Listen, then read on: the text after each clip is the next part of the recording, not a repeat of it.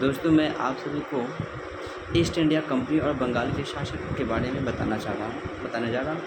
भारत में अंग्रेजी ने सबसे पहले राजनीतिक सत्ता बंगाल में हासिल की। यह सत्ता अंग्रेज़ ने बंगाल के नवाब पे प्लासी युद्ध 1757 और बक्सर के युद्ध 1764 के माध्यम से हासिल की।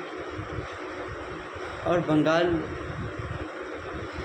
बांग्लादेश, पश्चिम बंगाल, बिहार और उड़ीसा मुग़ल शासक का सर्वाधिक संपन्न राज्य था ये। और 1701 में औरंगज़ेब की मृत्यु हो जाती है। 1701 में जब औरंगज़ेब की मृत्यु हो जाती है तो मुर्शीद कुली खां ये औरंगज़ेब का उत्तराधिकारी बनता है। अपने आप को वह सूबेदार रहता है। और जैसी 1707 में औरंगज़ेब की जब मृत्यु होती है तो उस मुर्शीद कुली खां अपने आप को स्वतंत्र शासक घोषित कर लिया। इस प्रकार मुर्शीद कुली खां पहला शासक था जिसके नेतृत्व में बंगाल पूर्ण स्वतंत्र राज्य बना। मुर्शीद कुली खां ने बंगाल की राजधानी ढाका को बदलकर मुर्शिदाबाद कर दिया। मुर्शीद कुली खां ने बंगाल में सुधार किया और नई भूराजस्व प्रणाली स्थापित की। उसके बाद है इज़ेदारी प्रथा भी इन्होंने ही लगाया। इज़ेदारी प्रथा का मतलब होता है कि जब किसानों को कर वसूलने हेतु बीच का जो लोग होता है बिचौलिया इस्तेमाल किया जाता है, इसे ही इज़ेदारी प्रथा कहते हैं। इज़ेदारी प्रथा यानी कि जो सबसे ऊपर राजा, यानी कि कहने का मतलब कि अंग्रेज, और अंग्रेज के बाद होते थे ज़मींदार, और ज़मींदार के बाद किसान। तो जो कर वसूलने का काम करते थे ज़मींदारों से वह थे जो किसानों से ये कर वसूलने का काम करते थे वो थे ज़मींदार, और जो ज़मींदार ही बिचौलिया हुआ करते थे। और इसी को ज़मींदार को ही जो वसूलता था, बीच का कर वसूलने वाले को ही इज़ेदारी प्रथा के नाम से जाना जाता है। उसके बाद है कालांतर में 1793 में कर्नवालिस ने भू राजस्व की वसूली के लिए अस्थायी बंदोबस्ती कर लिया का गठन किया। जिन जमींदारों को भूमि में स्वामी बनाया गया, वास्तव में वही बंगाल की जमींदारी और मुर्शीद कुली खां के उत्तराधिकारी जो, यानी कि ये औरंगज़ेब की मृत्यु के बाद 1707 में औरंगज़ेब की मृत्यु होती है और उसके बाद ये जो मुर्शीद कुली खां उत्तराधिकारी बनते हैं।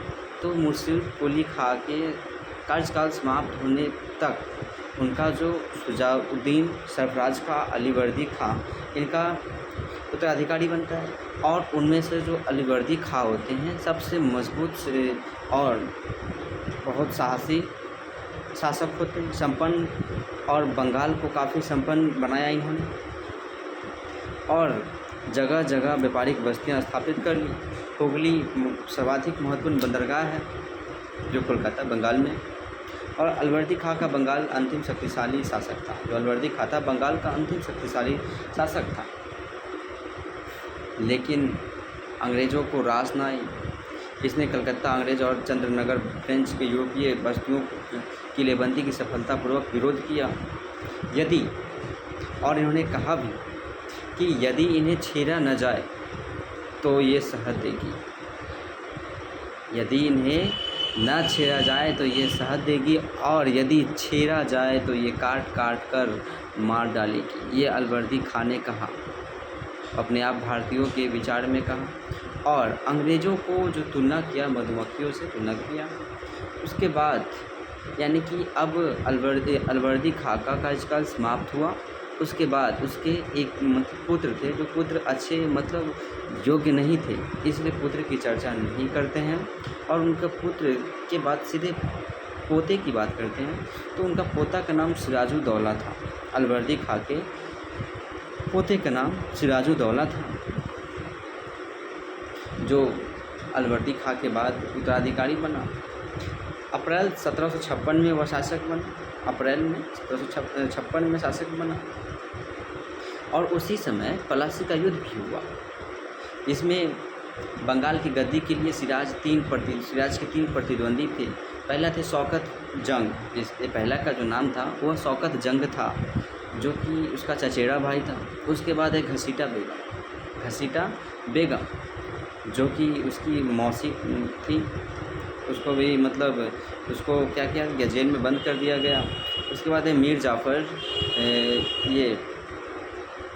जाफ़र जो था वह सिराजुद्दौला का सेनापति था।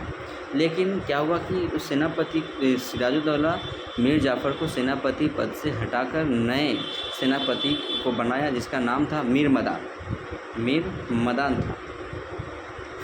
ये तीनों मिलकर सिराज के खिलाफ एक षड्यंत्र रचा और सिराज ने मीर जाफ़र को हटाकर मीर मदान को सेनापति बना दिया, जिससे ये उसके जो पुराना सेनापति था जिसका नाम क्या बताएं, ये मीर जाफ़र, काफ़ी क्रोध आया उसके अंदर, गुस्सा आया।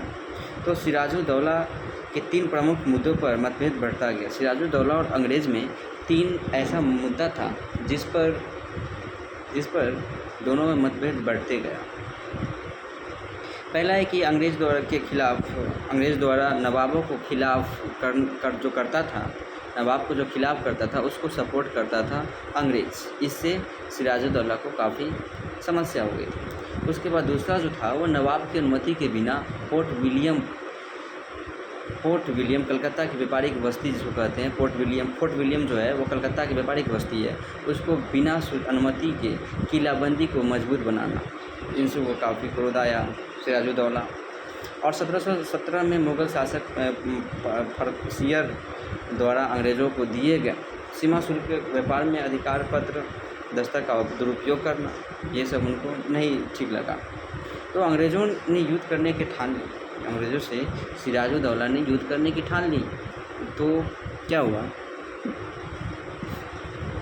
सिराजुद्दौला के खिलाफ अंग्रेज़ों का मुख्य जो मोहरा बनाया वो मीर जाफ़र था, क्योंकि वो मीर जाफ़र उसके सारे कमज़ोरी को जानता था, सिराजुद्दौला की कमज़ोरी को जानता था। इसलिए अंग्रेज़ चतुर चालाक दिमाग के लोग थे, इन्होंने मीर जाफ़र को ही मोहरा बनाया और मीर मदान को सेनापति बनाया। इसने अंग्रेज़ों को गुप्त संधि और सिराज को धोखा दिया। मीर जाफ़र ने अंग्रेज़ों के साथ गुप्त संधि किया, इसके हराने यानी कि जो सिराजुद्दौला था उसको हराने के लिए अंग्रेज़ों के साथ गुप्त संधि कर ली। और इसी के बाद उपरोक्त कारणों के आधार पर सिराज ने कलकत्ता पर आक्रमण करके 20 जून 1756 को फोर्ट विलियम पर अधिकार कर लिया। सिराज उसे मिला हुआ था अंग्रेज़ से। मिलने के बाद क्या किया कि ये मिलने के बाद 1756 में यानी कि 20 जून 1756 में कलकत्ता के जो व्यापारिक जगह था फोर्ट विलियम उस पर कब्जा कर लिया। तो इसी के क्रोध में सिराजुद्दौला काल कोठरी त्रासदी पढ़ने को मिलता है, जो 20 से 21 जनवरी 1756 में की कहानी है, एक काल कोठरी जो इसी के रिलेटेड है, जिसको अंग्रेज़ी में ब्लैक होल ट्रेजेडी कहते हैं। फोर्ट विलियम पर आक्रमण के दौरान सिराज ने ऐसी फोर्ट विलियम पर जो अधिकार कर लिया था, तो उसी के दौरान यानी कि 21 तारीख को 20 या 21 को ये फोर्ट विलियम पर कब्जा किया था मीर जाफ़र ने। और उसी के क्रोध में सिराजुद्दौला ने सिराज ने 146 कैदियों को एक घुटन युक्त कमरे में रूम में बंद कर दिया, 146 लोगों को। हालांकि बहुत छोटा रूम था, घुटन महसूस होता था, जिसमें से प्रातः कल यानी कि कल सुबह में देखा गया तो उसमें से केवल महज 21 लोग ही जिंदा बचे थे। और उसमें से भी एक हॉलवेल नामक अंग्रेज़ के अधिकारी भी बचे हुए थे, जो कि सारे घटना सुनाया अंग्रेज़ को। इतिहास में इसी घटना को काल कोठरी के नाम से जाना जाता है। उसके बाद हम आगे बढ़ते हैं कि कलकत्ता पुनः अधिकार करने के लिए अंग्रेज़ ने मद्रास से लॉर्ड क्लाइव नामक एक सैन्य अभियान भेजा। सिराजुद्दौला से लड़ने के लिए।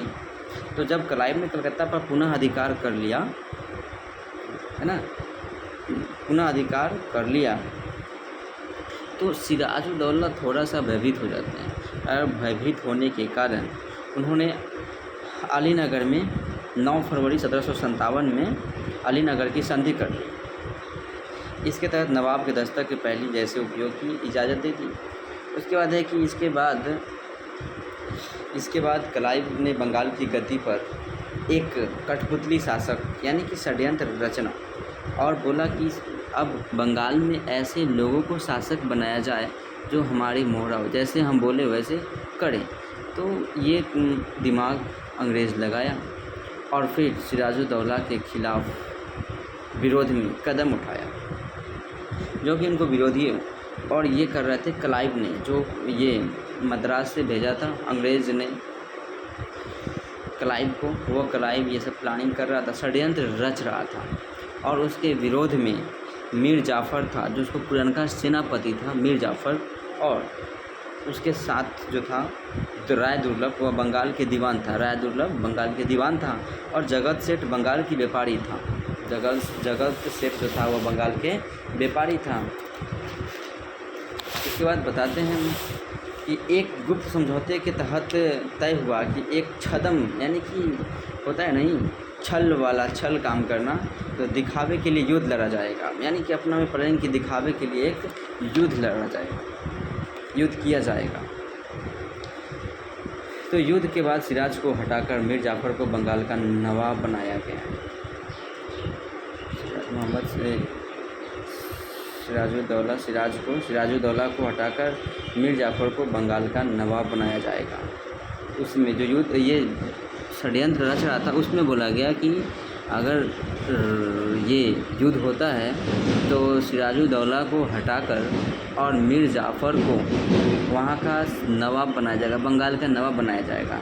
तो सिराजुद्दौला क्या कहते हैं, ये मीर जाफ़र खुश हुआ और 23 जून 1757 को पलासी नामक स्थान, पलासी जो बंगाल में है, पलासी नामक स्थान पर नदियाँ जिला भागीरथी नदी के तट पर अंग्रेज़ों और नवाब का युद्ध हुआ। अंग्रेज़ का नेतृत्व क्लाइव और सिराजुद्दौला का नेतृत्व, सेना का नेतृत्व मीर जाफ़र, यार लतीफ़ और राय दुर्लभ ने कर रहा था। यानी कि एक तरफ क्लाइव का सेना था, जो अंग्रेज़ी शासक था क्लाइव, उसका एक तरफ, और दूसरे तरफ सिराजुद्दौला का सेना था, ये राय दुर्लभ था, मीर जाफ़र था, यार लतीफ़ था। ये तीनों जो था ये तो षड्यंत्र के तहत आया था। तो अब पलासी नामक स्थान पे जाने के बाद वहाँ फायरिंग शुरू हुई। तो कई गोली तोपों दागने के बाद भी इसके सिराजुद्दौला के सेनापति ने एक भी गोली नहीं दागी और अंततः ये सिराजुद्दौला की वही प्लासी के युद्ध में मृत्यु हो जाती है। तो इस युद्ध को हम लोग छल का युद्ध कहेंगे, ना कि अब अंग्रेज अपनी बल से नहीं जीता था, यह छल से जीता था इस युद्ध को। इसलिए युद्ध में उसके बाद प्लासी का युद्ध अंग्रेज़ के युद्ध कौशल से नहीं जीता था। तो प्लासी एक सौदा था, कहा गया कि प्लासी एक सौदा था जिसमें मीर जाफ़र और बंगाल के धनी लोगों ने नवाब को अंग्रेज़ के हाथों बेच दिया। जो नवाब था सिराजुद्दौला, उसको अंग्रेज़ के हाथों बेच दिया, कहने का मतलब मरवा दिया, तो बेच दिया।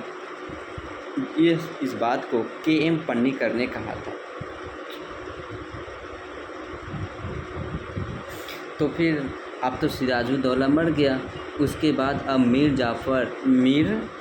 जाफ़र वहाँ का बंगाल का नवाब बना।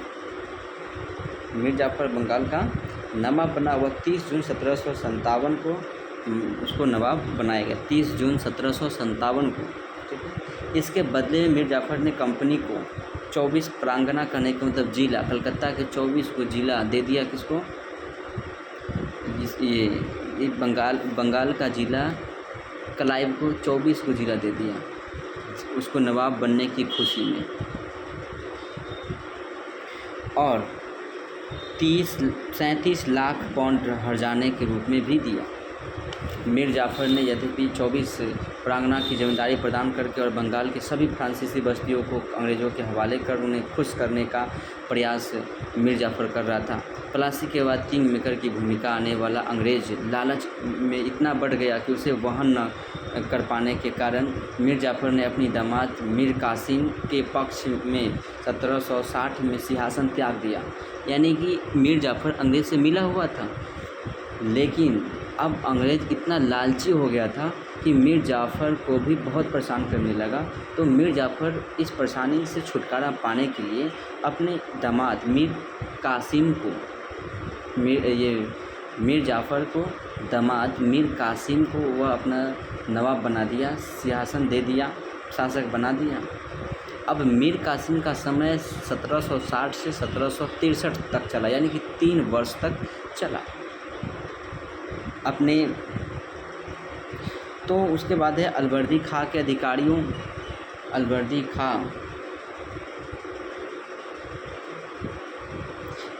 खां के अधिकारियों में मीर कासिम सबसे योग्य था, यानी कि अलवर्दी खां के उत्तराधिकारी में सबसे जो योग्य था वह मीर कासिम ही था। अंग्रेज़ों को नियंत्रण करने के लिए मीर कासिम ने 4 कदम उठाए। अंग्रेज़ों को नियंत्रण करने के लिए 4 कदम उठाए। पहला कदम जो था वह अंग्रेज़ों से दूरी बनाने के लिए अपनी राजधानी को मुर्शिदाबाद से मुंगेर स्थानांतरित किया। यानी कि जो पहले जो बना हुआ था अलवर्दी खां के समय में, ये बंगाल का जो राजधानी बनाया गया था ढाका, ठीक है, उसको बदल कर उसकी राजधानी को मुर्शिदाबाद तो ये किया था। उसके बाद फिर जब मीर कासिम आया तो मुर्शिदाबाद को बदलकर मुंगेर कर लिया, ठीक है। और मुंगेर में उसके बाद दूसरा नंबर जो है अपने सैनिक को यूरोपीय ढंग से प्रशिक्षित किया। जैसे यूरोप में सैनिकों को प्रशिक्षित किया जाता है, बताया जाता है, पढ़ाया जाता है किस तरह से युद्ध लड़ा जाएगा, वो ही उस तरह से यूरोपीय ढंग से प्रशिक्षित किया। और तीसरा था कि मुंगेर में तोपों और तारेदार बंदूकों को निर्माण हेतु कारखाना निर्माण किया। चौथा है अंग्रेज़ों द्वारा दस्तक 1717 ईस्वी से निर्माण हेतु कारखाना स्थापित किया। और जब पूरा जो भी शुल्क था सब शुल्क को हटा दिया, जितने भी कर किसानों से लिया जाता था सबको वह समाप्त कर दिया मीर कासिम ने।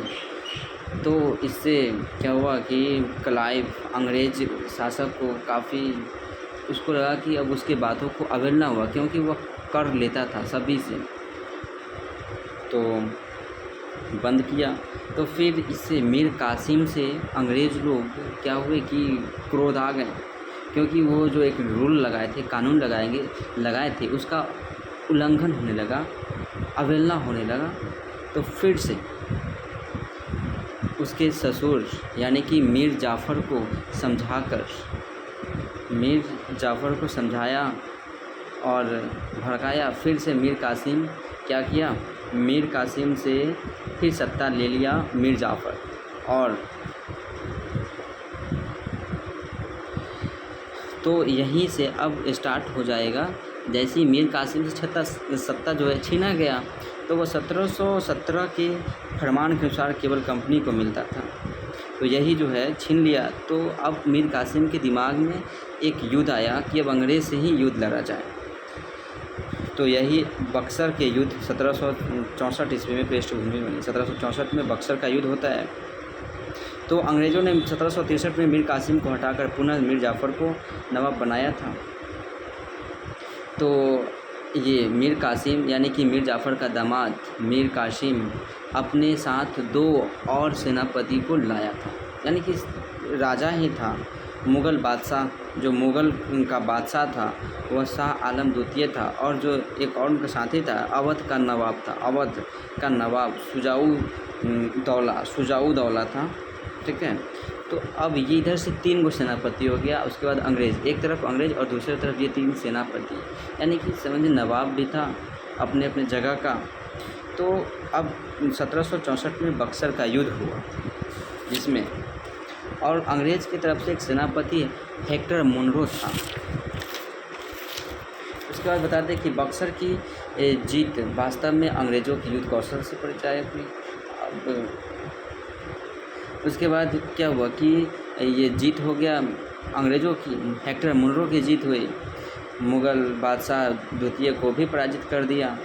और बक्सर युद्ध 1764 के समय बंगाल के नवाब मीर जाफ़र था। जब युद्ध हो रहा था तो उस समय का नवाब जो मीर जाफ़र था, 1765 में मीर जाफ़र की मृत्यु के पश्चात अंग्रेज़ों ने उसके पुत्र नजमुद्दौला को बंगाल का नवाब बनाया। और वह छोटा था, उसके पास उतना बुद्धि, विवेक, कौशल नहीं था, जिसके वजह से आगे सुनिए। उसके बाद है कि अब बंगाल में द्वैध शासन कैसे लगा, द्वैध शासन के बारे में हम लोग जानेंगे। इसी का है द्वैध शासन के बारे में हम बताएंगे आप लोगों को, ठीक है ना। कि मुग़ल प्रांतों में दो तरह के अधिकारी होते थे। मुग़ल का जो प्रांत हुआ उसमें दो तरह के अधिकारी होते थे। पहला होते थे ये सूबेदार और दूसरा दीवान, यानी कि दो तरह के अधिकारी, सूबेदार और दीवान। तो सूबेदार का क्या काम था कि कानून व्यवस्था को बनाए रखना, सैनिक काम करना, और दीवान जो ज़मीन पर जो किसानों से टैक्स लेने का काम दीवान का होता था, ठीक है। तो दोनों मुग़ल बादशाह के प्रति उत्तरदायी होते थे और एक दूसरे पर चेक बैलेंस के माध्यम से नज़र रखते थे।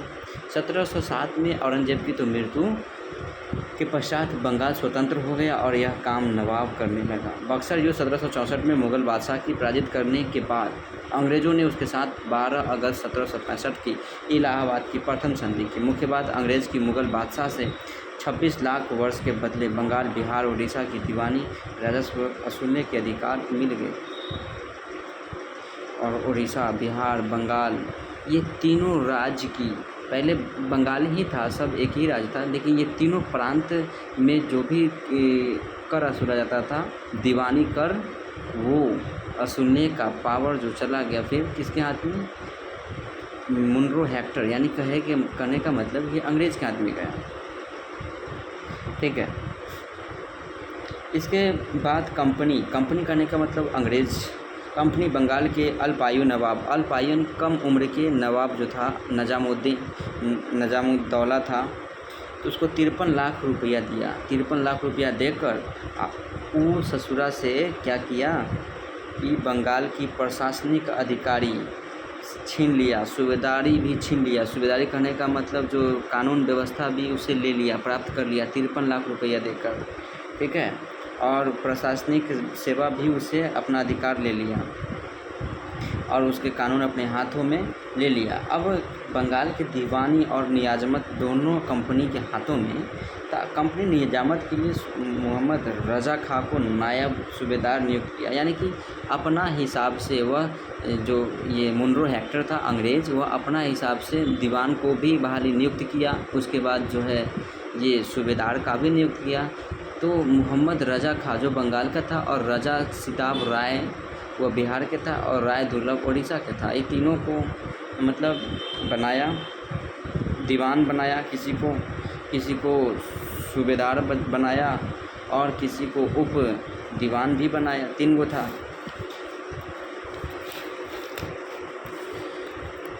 उसके बाद बंगाल में कानून व्यवस्था और दीवानी अंग्रेज़ों के हिसाब चलती थी।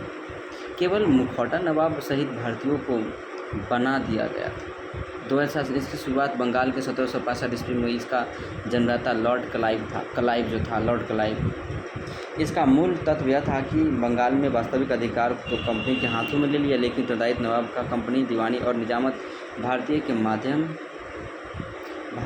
के माध्यम से करती थी, जबकि वास्तविक अधिकार कंपनी के हाथों में था। यानी एक तरफ उत्तरदायित्व विहीन अधिकार कंपनी का जो उत्तरदायी होता है, कुछ उत्तरदायी कंपनी को नहीं लेना है, लेकिन दूसरा तरफ अधिकार विहीन उत्तरदायित्व, यानी कि पूरा अधिकार लिया अंग्रेज और पूरा उत्तरदायी दे दिया किसको, ये उस समय में जो नवाब था नजमुद्दौला, इसके मीर जाफ़र के पुत्र, उसको दे दिया। वो अल्पायु का था, समझ में नहीं आता था उसको। इस तरह से वह पूरे बंगाल को अंग भंग कर दिया, लूट के ले गया। उसके बाद 1770 में बंगाल में भयंकर अकाल पड़ी। अब वहाँ पर ज़बरदस्ती किसान से 2 गुना 3 गुना कर वसूलता था, तो किसान खेती करना ही बंद कर दिया। जैसे खेती करना ही बंद किया तो 1770 में बंगाल में भारी भयंकर अकाल पड़ गया, जिसमें 1 करोड़ आबादी भूखमरी के शिकार हो गए। बताऊँ आगे। और द्वैत शासन में लॉर्ड कॉर्नवालिस ने इंग्लैंड की सांसद में कहा, लॉर्ड कॉर्नवालिस, दुनिया में कोई भी सरकार इतनी भ्रष्ट, विश्वासघाती और लोभी नहीं हो सकती जितना भारत में कंपनी की सरकार है। कंपनी की सरकार कहने का मतलब अंग्रेज है, ठीक है, यानी कि उसको दूसरा, अंग्रेज़ों को दूसरा, विश्वासघाती कहा, लालची कहा, भ्रष्ट कहा। कब? 1765 और 1772 वाला जो समय था, काल था, नजमुद्दौला का अल्पायु का था, उसके समय में पूरा लूट लिया बंगाल को। उसके बाद के.एम. पन्नीकर ने वैध शासन अर्थात 1765 से वही 1765-1772 वाला समय में कहा कि यह डाकू राज का काल था। जो राज नजमुद्दौला का राज चल रहा था 1765 से 1772 वाला राज, उस समय को के.एम. पन्नीकर एक इतिहासकार है, उसने बताया कि यह डाकू राज्य का काल था। उसके बाद पार्सिवल स्पीयर भी एक इतिहासकार है, उन्होंने कहा कि बेशर्मी और लूट का काल है, यानी कि जो लूट लिया उसमें मतलब तरह तरह से लोग उस पर टिप्पणी किए। अब टिप्पणी उसके पास गया, सुना, देखा तो काफ़ी बुरा लगा। फिर तो लॉर्ड क्लाइव के प्रशासनिक सुधार में आया। 1758 में बंगाल की गवर्नर बनाया गया लॉर्ड क्लाइव, और अंग्रेज़ के भारतीयों को उपहार प्राप्ति पर अब भारत के लोग अंग्रेज़ को उपहार देते थे, उस पर रोक लगा दिया। उसके बाद 1767 में अंग्रेज़ सैनिकों को दिए जाने वाले दोहरे वेतन भत्ते को रोक दिया, उसको अब 2 गुना वेतन मिलता था, उसको भी रोक दिया। उसके बाद इसका विरोध अंग्रेजी सैनिकों ने किया और इसे श्वेत विद्रोह की संज्ञा भी प्रदान की। श्वेत विद्रोह यानी कि सब के सब उसमें अंग्रेज़ थे, उजला थे, इसीलिए श्वेत विद्रोह के नाम से जाना जाता है। बस ये था बंगाल की बात।